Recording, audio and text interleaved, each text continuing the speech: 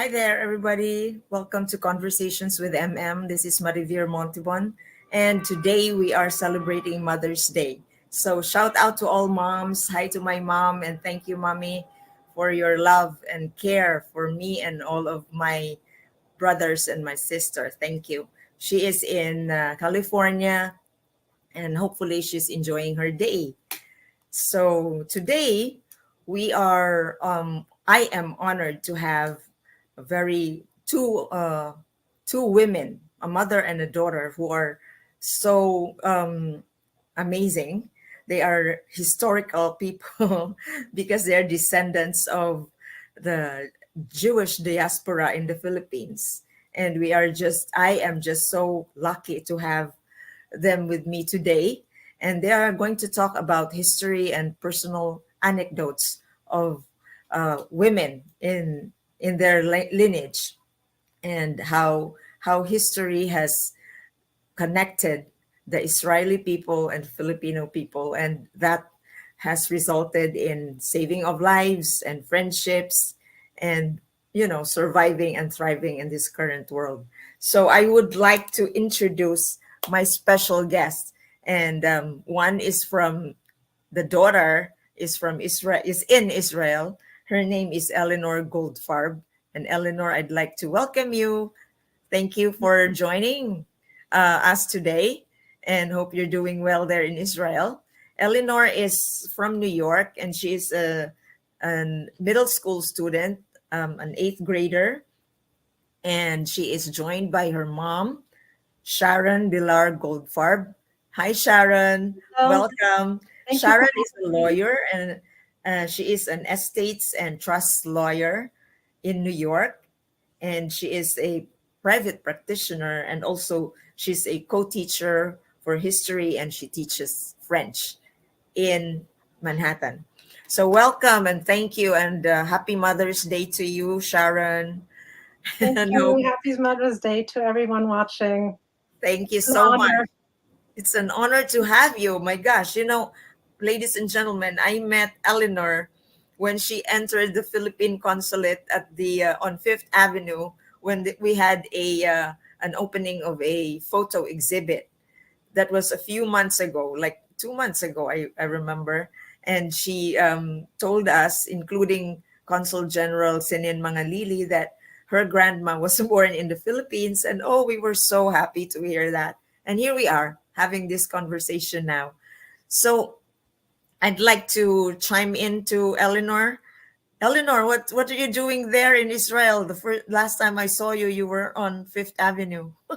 What are you doing in Israel right now?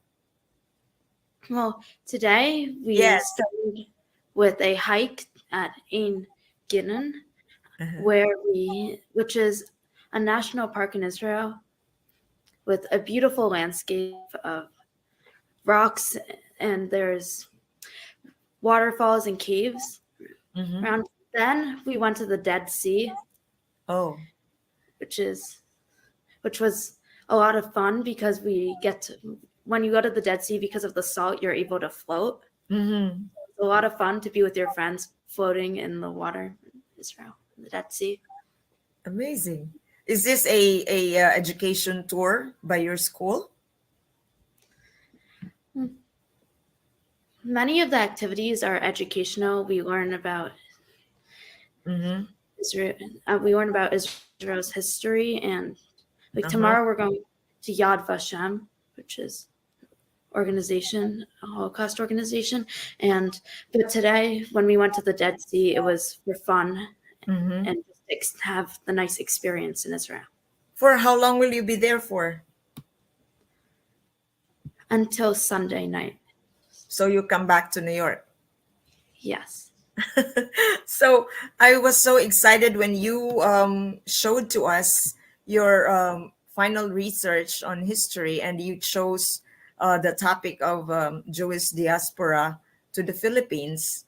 And I'll read a little bit of it so people will have a context that you wrote that when Hitler rose to power in 1933, he implemented increasingly discriminatory policies against Jews in Germany, And so that created the beginning of the Jewish refugee problem. And when President Roosevelt called for the Avian Conference in July of 1938 in France, not many countries offered to solve the problem. And so this gave Hitler the green light to order the Kristallnacht on November 9, 1938, which meant that the German Jews would have no future in Germany. And so, long story short, there were the diaspora resulted to some Jewish people going to the Philippines, and there your great grandma, that's the great grandma, right? Rita? Coming to the Philippines, and that's the beginning of the ties of your family with the Filipinos. I think you have also been, if I'd say, Filipinized, because your heritage was partly that. So let me show you a picture of your great grandma. She's this amazingly lovely woman. I have to look for the picture. You know, right now, this pandemic makes us run our own show. I be hosting and switching at the same time, so you would see my eyes rolling everywhere on screen. So this is Rita Simke, your great grandma, right, Eleanor? Yes, that's her. Yes. And so now tell me about how she came to be, how she came to the Philippines. Maybe Sharon could tell us about it, your memories of her, if So ever. my grandmother Rita, she was a neurologist, one of the first female neurologists in Germany. Wow. She came from Breslau, Uh-huh. and she was essentially one of the refugees on the last boat out of Germany. Not Uh, exactly the last, but it was tail end. It was after 38, and mhm. she got on the refugee list. I'm not exactly sure how and who helped her in that respect, but Oh, she and her brothers and mother, I believe, made their way on a boat to Manila in 1938. imagine. So how long was the trip? Was it like a month? I don't know how long it was, but I imagine it took long enough. Oh And my it God, was I can not, imagine. at that point in 38, you Was were she running. alone? Was she alone? I think with her brothers and her mother, I believe. I see. So Rita has lived in Manila, and was that Manila or in Bacolod? So at first, she lived with she met my grandfather Ernest Simke essentially upon arrival. He was part of the rescue mission of the Jewish refugee committees there that tried who helped sponsor and fund and organize the rescue effort. So she Mhm. essentially met him coming off the boat. How Oh, exactly things happened, I'm not sure, but she ended up marrying my grandfather and they lived in Bacolod City where my mother was born. that's amazing. So I go back to Eleanor. Why did you choose your research paper to be about the Jewish diaspora in the Philippines? So What attracted you in to this topic? all year in my eighth Yeah. grade history class, I have been learning about the Holocaust, Yes. and I was given the opportunity to write a research paper Mm-hmm. relating to the Holocaust. I was allowed to choose my own topic, Mm-hmm. and because my family was saved by the Philippines, and this is why I am alive today. I really wanted Yes. I really wanted to learn more about the history, and I found it very interesting and amazing how the Philippines was able to do this and save 1,300 Jews. Amazing. So, do you hear from your grandma stories like this on how she was raised or born and raised in the Philippines? Do you hear it from her too, or your Yes, mom? I have asked her about her life before in the Philippines and what it was like. Mm-hmm. And she said she grew up and she grew up in a very nice household. Her father, she said, oh, as she puts it, gave her everything. Uh-huh. Wow. She loved like playing volleyball with her friends in the Philippines. That must be nice. So, Sharon, what does your mom tell you about her childhood years in the Philippines? My mother describes her childhood in the Philippines as a fabulous childhood. It was unfortunately overshadowed by the death of her mother. Oh. In 1957, she was only 12 years old. Mhm. And of course, that leaves a What mark on the was the cause child. of her, what was the cause of her death? I believe she had a stroke. So Oh. she died. It was a young. She was young in her 50s, and notwithstanding, tells me that her father was such a great father who was mom and dad at the same time, Mhm. and because her mother, was no longer there, and my grandfather was involved in politics and hosted a lot of foreign dignitaries. She helped run the household, and of course, she became a hostess as well, on top of doing her childhood and adolescent things that you do. So And it's so a she busy childhood. has very, very fond memories of her time in the Philippines. Amazing. So, right now, your mom is and your dad are in Switzerland, right? They have settled there. Correct? Uh-huh. They are this wonderful couple. Your dad, what is your dad's name is Pedro. Pedro Pedro. Bilar, right? And your Yes. mom Susan. Susan. So, and now I'll show this picture too. This is Eleanor during her bat mitzvah, and this is your grandma in the middle, right? Yes. And Yeah. this is Sharon, mom. So, do you have at all like Filipino heritage within your family right now? Do you have certain practices that are a little bit Filipino? Who wants to pitch in? Sharon. So I did grow up with Filipino cuisine to a certain extent. But as Yeah. you know, since we're Jewish, there's Yeah. a lot of food that is restricted since we don't eat pork and shellfish. Hmm. Notwithstanding, you can do vegetarian versions. But what we really got from the Philippines and what I see in my mother Hmm. is, a spirit of generosity, enough giving, enough love that, yes, a lot of it is character and, you're born with, but she was also surrounded by a culture that was loving and giving. And I think she took that in, and she's just this type of person. And like the Filipinos at the, past and present, she would give you, the shirt off her back. And I see a lot of that in Eleanor as well. That's great. So like the generosity, Yeah, the my like we accommodate people like crazy. We give you the best room, and we kick out the person in the room so that if there are guests, like I would be kicked out from my bedroom if we had guests. Like, okay, stay in the living room and let's accommodate your auntie. So that's us. That's like really It's, embedded. no one does it as well as you guys. You are the my, role models. my grandma is one of the most generous people I know. Oh, really? That's so sweet, right? Yeah, That's like, what does she give they're you, very. Eleanor? She She gives you she anything cooks you ask amazing for. food, and she gives me so much love. She's always ready to hug me Uh-huh. and So maybe like nice. talk. It's very nice. Wonderful. Wonderful. I can relate. I can imagine my grandma. Now I'd like to go back to the structure again of our history here.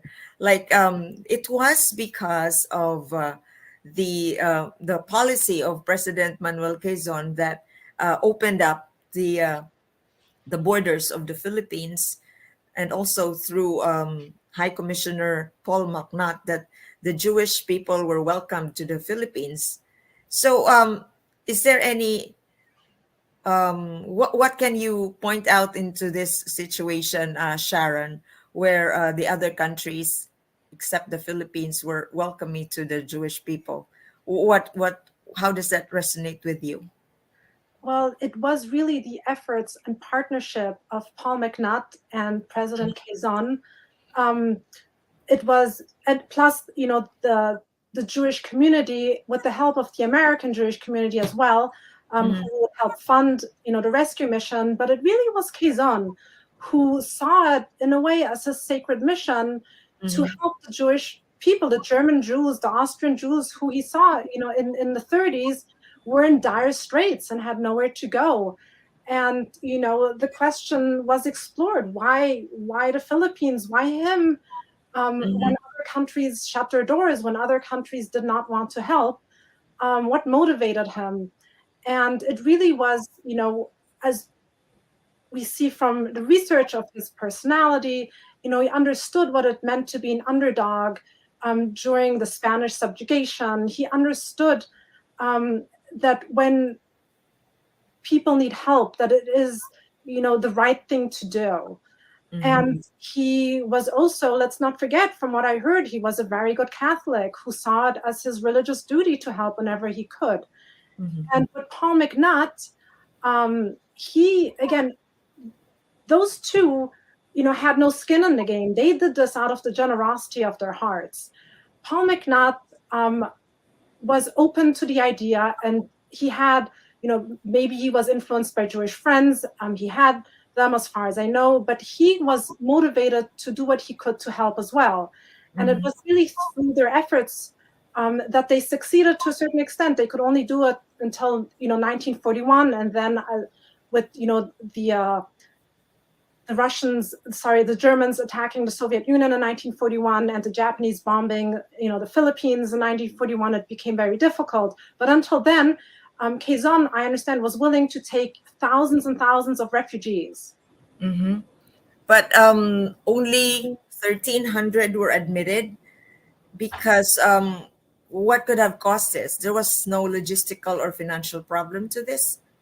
There was. So, which, gets us to the point of how was it even possible? Because the immigration laws of the United States in 1924 were quota-based, and the Philippines was an American Commonwealth country, territory, and the Johnson-Reeds Act, Immigration Act from 1924, had this very draconian quota system which restricted immigration heavily, especially targeting German Jews. And the State Department didn't make it easy. There was a paper wall. It was very difficult in general. So how did the Philippines manage to do this? Paul McNutt found a way. I mean, he wanted to get this done. And the laws actually, and this is where it helps, I looked at the law in 1917, the Immigration Act actually stated that the only people who may not immigrate to the Philippines, were such that were not, were destitute or had a criminal record or were, socially deviant. So it was more of a qualitative restriction, not a quota. So the Jews understood that, if we could help finance, these Jews would not be a burden on the state. And that was the deal. So McNutt, would help, he would get lists from the Jewish community, certain types of people that should enter the Philippines, such as doctors and nurses, really people that were needed for the economy and, for social aspects. And these people were put on a list.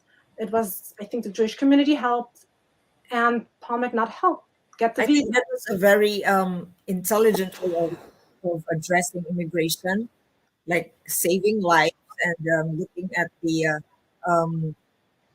necessity of having them in the country, the receiving country, right? Sorry, repeat that. Good lesson. Yeah.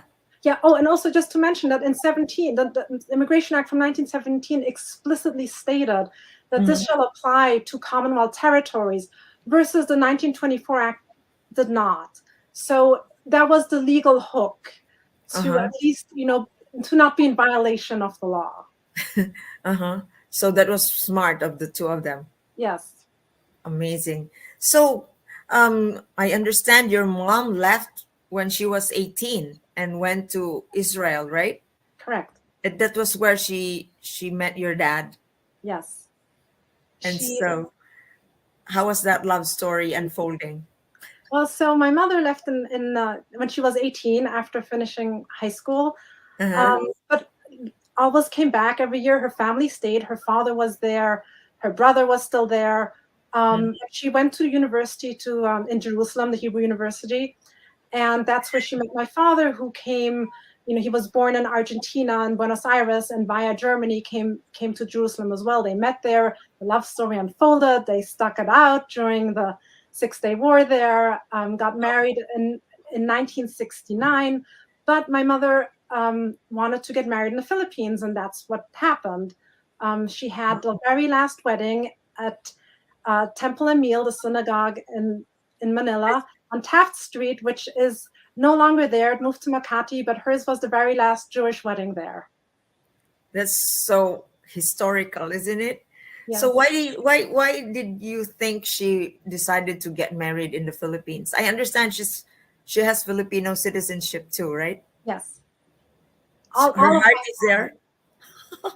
Well, her family was there. She had a lot of friends. She was very integrated growing up.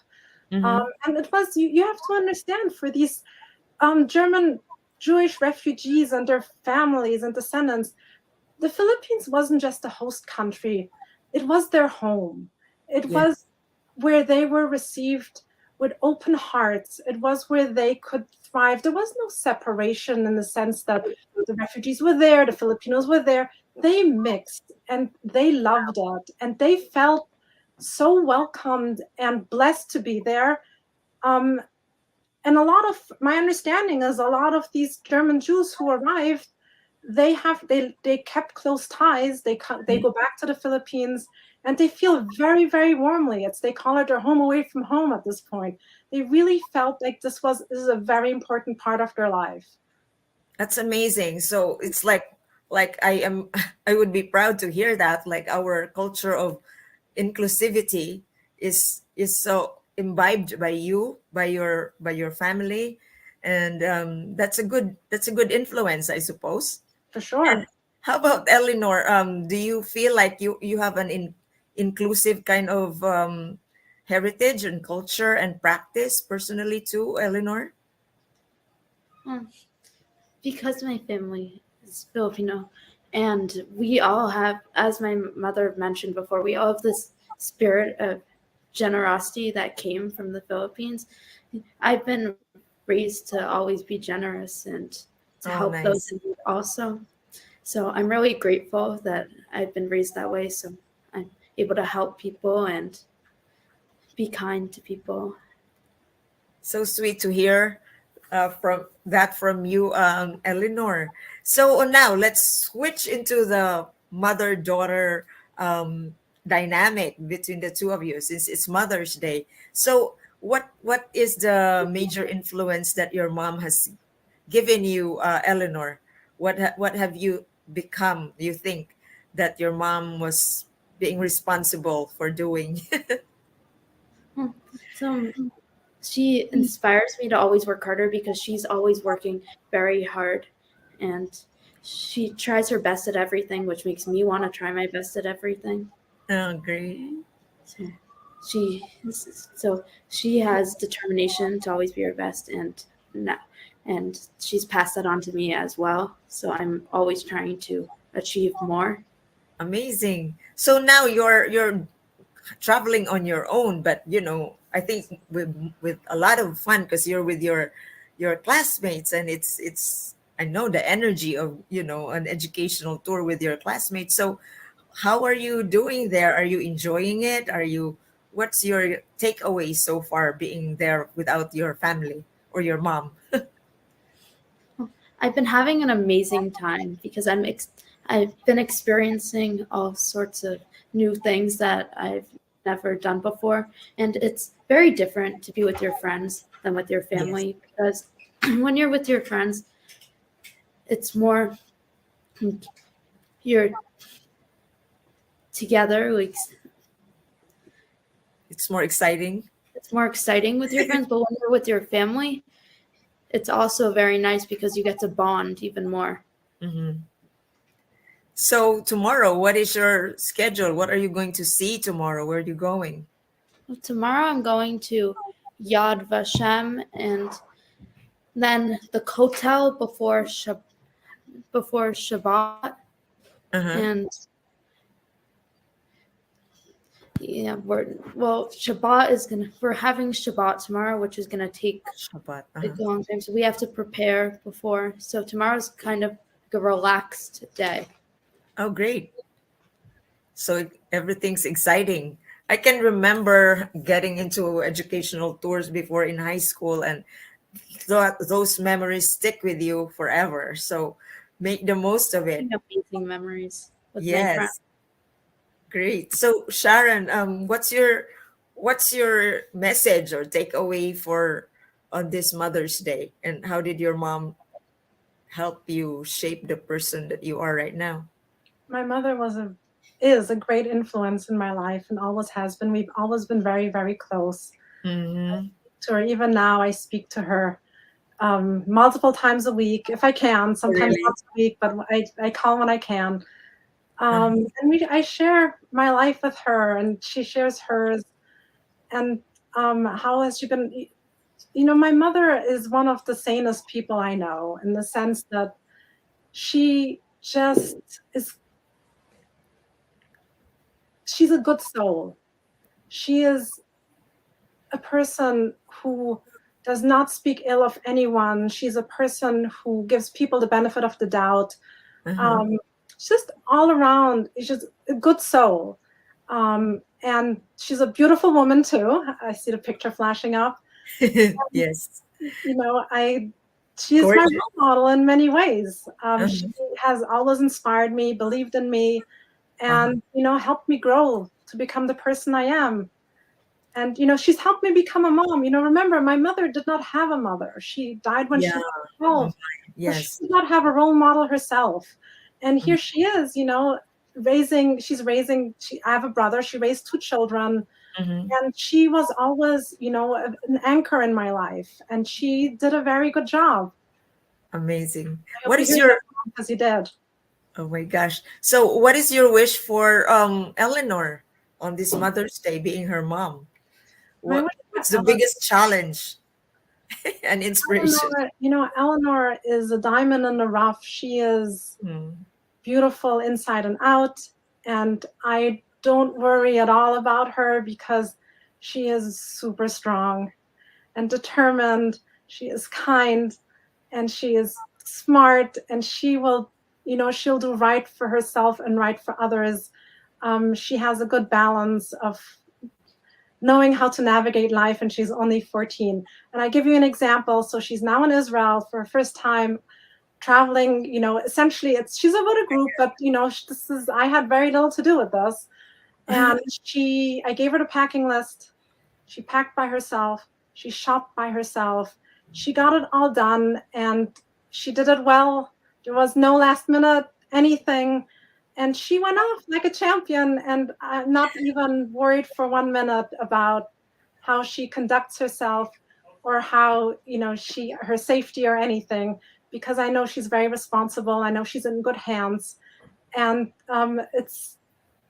she's good. Amazing. That's you know what? I'm hearing that from your mom, from my mom or anybody's mom, like you're being trusted and she has confidence in you, really bolsters your character that you really have to be the person that your mom how your mom looks at you, right? I mean, do you feel that too, Eleanor? Yes, because It's like your ticket to it's a to standard. Like yes, she holds her expectations, which I'm really happy that she has expectations for me, because I'm amazing. able to succeed and by following those expectations and going beyond. Amazing. Shout out to Mommy Sharon. Thank you for I love that. you. And Mommy Susan. Mommy Susan. Yes, so wonderful. So any more parting shots before we wind up? Um what is your takeaway in this, like your heritage of expanded cultures, Jewish and Filipino? How does it help you as a person? I'd like to begin with Sharon and then Eleanor. I mean, yeah, could you share to us how this heritage, multi-heritage affect you I mean, it affects me personally? personally. It's, in our Jewish tradition, we wake up in the morning and the first thing out of our mouth is Mode Ani, which means, thank you, God, for being alive, for bringing back my soul. Amazing. And, a sense of gratitude towards your life and everything around you. And, I feel the sense of gratitude when I speak about the Philippines and my connection there and who I am and what they've done, and I am alive because of them, and how it's connected me even now through this interview. I am enormously grateful to the Philippine people and to President Quezon for the generosity and being a role model and being really a light, and showing the way. And I think it influenced me most by really giving me this sense of love and connection, and wanting to learn. I am dying to go to the Philippines. We were going to go, and COVID hit and it just didn't happen yet. But I want nothing more than to bring my daughter to the Philippines and show her firsthand where her mother was born. I mean, she will come too. Not her mother. My mother was born, her grandmother, and to explore this fabulous country. Amazing. That's good. Looking forward to it. When you go to the Philippines, you will always want to go back. That's for sure. So let's hear it from Eleanor. What has this heritage of shared heritage of Filipino and Jewish done to you personally, as far as you assess yourself? I believe that this is an amazing connection because it shows a great friendship between two people from completely opposite backgrounds, and this rescue brings them together, and which also connects to how today the Philippines has an amazing friendship with Israel, which I'm in right now. And I think this friendship between the people with two opposite backgrounds happened because of this amazing rescue. Right. It goes a long way, right? Kindness went a long way here, right? Yes. Amazing. So I'd like to thank you so much for your time, Sharon and Eleanor, for this. And may I give one last shout out? Sure. Go ahead. My co-teacher and a fellow mom as well, Ms. Ross at the Ramah School, who has taught my child about the Holocaust and gave her, this free reign to pick her topic, and who really got her interested in and gave her the green light to explore this. And this is an 8th grade history class, and we've come full circle, especially with Eleanor being able to take this interview in Jerusalem. But I do want to give a shout out to the Ramah School for an amazing 8th grade curriculum. Yes, the school matters a lot in guiding the young people to explore history and heritage, combine that, and so they become leaders, future leaders. So thank you so much, Ramah School, and thanks, Sharon and Eleanor. All the best to you Thank you so much, in Maria. your journey. Thank you for having us. Thank you. My pleasure. I am so proud as well. And so as we close, I'd like to share this video which your dad sent you, Sharon. This is a way to acknowledge the friendship and that has created a lot of goodwill and great lives among everybody. So let's take a listen. So all the best, and happy Mother's Day. Happy Mother's Day, everyone. Thank you very much, and enjoy Israel, and talk to you soon. Talk to you soon. Enjoy, Eleanor. Enjoy your vacation. Thank you so much.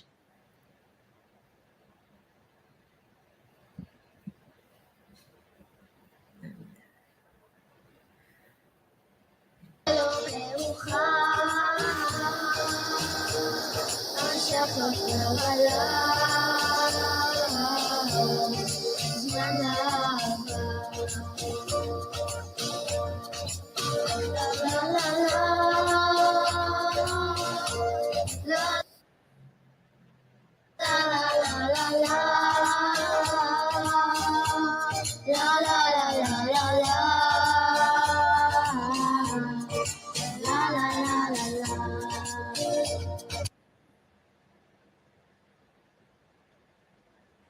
Thank you so much, everyone, and see you again. I'll see you next week, Sharon and Eleanor. Bye for now, ladies and gentlemen. Bye Thank bye. you. Thank you. Happy Mother's Day. We'll be right back.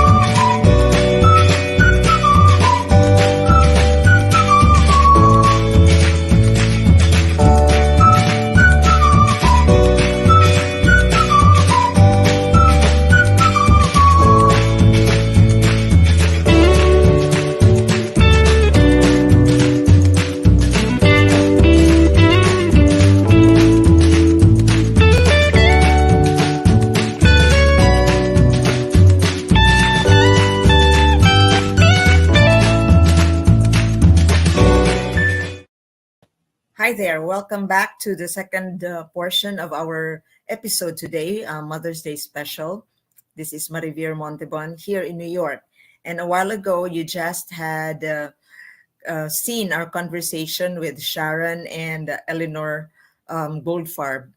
So it was a very heartwarming conversation about motherhood, about history, that their mom was born in the Philippines and a beneficiary of the kindness of the late President Quezon, who welcomed the Jews into the Philippines. So that was a very heartwarming conversation.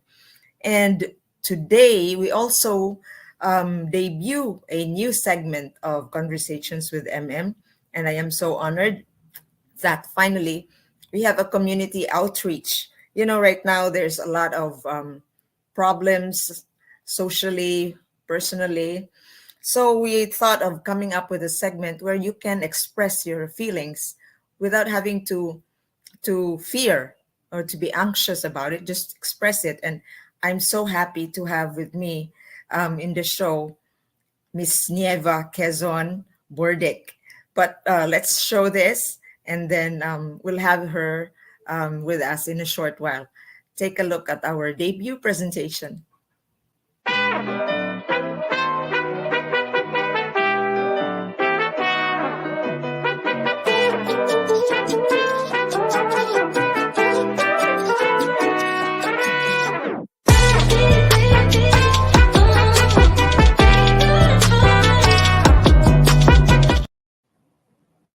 Dear Tita Nieva, I am a mother of two children aged 7 and 3. My husband is a bank manager. He does not want me to work so that I can take care of my children myself. However, I want to be able to practice my profession as a school teacher. Is there any way I can get to convince him that I can be a mother and professional at the same time? Am I being selfish for doing this? Thank you so much, Jessica. Hi, Jessica. I know that you have two kids, 7 and 3 years old, and these are tender years. However, you said that you want to go back to work, and by doing so, your husband is against it. The only way that you can go around that will be maybe you can be a tutor while your kids are growing up, and eventually, when they are already maybe 13 years old, the youngest one, then you can ask your husband again if he allows you. Then you have some experience as a teacher because you are doing your tutorship. And I think that's the best way to go about it. All the best, Jessica, and enjoy your life.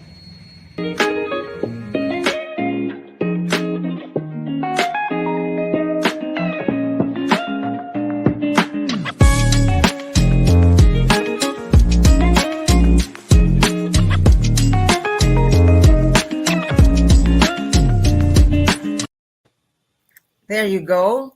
Hope you like our first presentation, our debut presentation of Dear Tita Nieva. And I'd like to welcome the very, very Tita Nieva herself. Welcome to the show, Tita. Hi Hi, there. how are Happy you? Mother's Day to you. Thank you. Thank you for joining us in Conversations with MM. I'm so honored. So that was a very nice first presentation. Tita, tell me how you felt while we were working on this, very quite breezily, in your area, the park near you. So ano po yung feeling nyo, Tita? Um, it was very heartwarming, because you Mhm. can hear the people giving you, asking you questions. And in order for me to be able to give a brief um, feeling how I deal with it, it's Mhm. very heartwarming. So I really felt so elated about it. Oh, nice. So, but this is not the first time that you are in a show, right? Because like I see you, like you're so easy to direct. I mean, always take one. Very nice. So, have you been in previously in like public communications programs? I not really, but I took Toastmaster, so Oh, it kind of always impromptu. So I'm so used to that. Whenever they ask you a question, then oh, you expound on it and everything. So oh it my was God. very easy for me.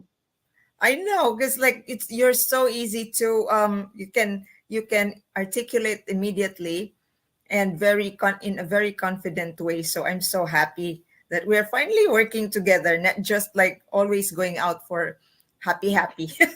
We already have a project that reaches out to the community. And so let Hmm. me show our photos at the park. Which park was this, Tita, that we went to? It's Where we a Kew Gardens Park. Kew It's near Gardens. me. Yeah, Yeah. it's Oh, part of the all the parks, but it's a small portion, oh, in my area. Hmm. awesome. So, ladies and gentlemen, you have to stay tuned all the time when Conversations with MM comes out, and it already includes a segment of Tita Nieva, and you can write to her. You can email her. What's the email address again, Tita, that people can write to you? Tita. NQ, N as in Nancy, Q as in Queen, Burdick, Burdick, 88 at gmail.com. Okay. And also, there is another one, that Tita Nieva 88 at gmail.com, right? Mm-hmm, yes. Yes. So there are Mm-hmm. two Yeah, emails. Tita Nieva 88 at gmail.com. I think that's more appropriate. Right, Tita right. Nieva 88 at gmail.com. Yes, so that's good. I really Mm-hmm, feel this is like good news, and it's a public service to our community. So anybody can write and mm-hmm, express her concerns to Tita Nieva, so that we will be able to help you in a very quiet way, in a subtle way, but mm-hmm, we are here to reach out because right now mental health problems are kind of pervasive. So just speak out so that um, you can be helped.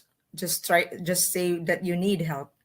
So Tita, it's before we wrap up, it's Mother's Day today. So do you have thoughts and shout outs to your mom? I know she's already in heaven, and um, could you share yeah. with us your memory of her, and how she has made an impact in your life? Okay, my mom was always a fundraiser. She was Uh-huh. always very active in the church, even though she was a professor. Mm-hmm. She has four majors, and she's always helping in the community. Mm-hmm. I sit, and he has a dealing with the Catholic Church. Mm-hmm. So there was always a sense of help to other people. We always have that in our family. So growing up, because my mother already brought us up like that. And mm, She's a good example of leadership to yes, this day. so growing up, I mean, I was only about 6 years old, and I saw her already doing all of this, Uh-huh. you know, and Christmas, any special things, and they will give away rice, canned goods, milk, to some poor people. I mean, they're not, I mean, it's in the Philippines, so we have so much poorness or, deprived people in there. So we have to be able to do something about them. And that's part of me. I grew That's up when you like that. followed, you have seen your mom do that and you're also doing it, right? Yes, yes. Like I mother, think like daughter. unconsciously, yeah, Uh-huh. unconsciously, however you were brought up, I Mm-hmm. think you do it without you knowing it, Yeah, sometimes because it's already in your subconscious mind. So kind of, it's very easy to do, you know. amazing. So see what mothers can do. They are like subtle or very direct influencers on their Hmm. children. So Yes, what is the world without women, right? Like we were the ones who give yes. life. So it's a huge responsibility, and of course it's just appropriate that we say thank you to our moms. And I Hmm. already said thank you to my mom. I say thank you again, mommy. I hope you're enjoying Mother's Day today. So that's about it. And so, Tita, any parting shots now that you're kicking off your Dear Tita Oh, Nieva segment? What, I hope what can I a lot of hear? people will get involved in a way that, we'll have a nice time here, happy hour kind of thing. It's Yes. not extremely psychological, but it's Uh-huh. something practical. Yeah, something So do we're doable amazing. and everything. That's how we're gonna take off from here. Great. So I'm so excited to have you, Tita, really, and hope we both enjoy this as we have already enjoyed it, and we Hmm. also radiate the kind of help and concern that we have to our Filipinos and non-Filipino viewers and listeners. So that's it for Okay. now. I thank you so much again, Tita Nieva Quezon, Hmm. for your time, and we'll see you again in our next episode, ladies and gentlemen. So enjoy. Happy Mother's Day, Bye. everyone. Bye for now. Okay. Hi, everyone. This is Marie here.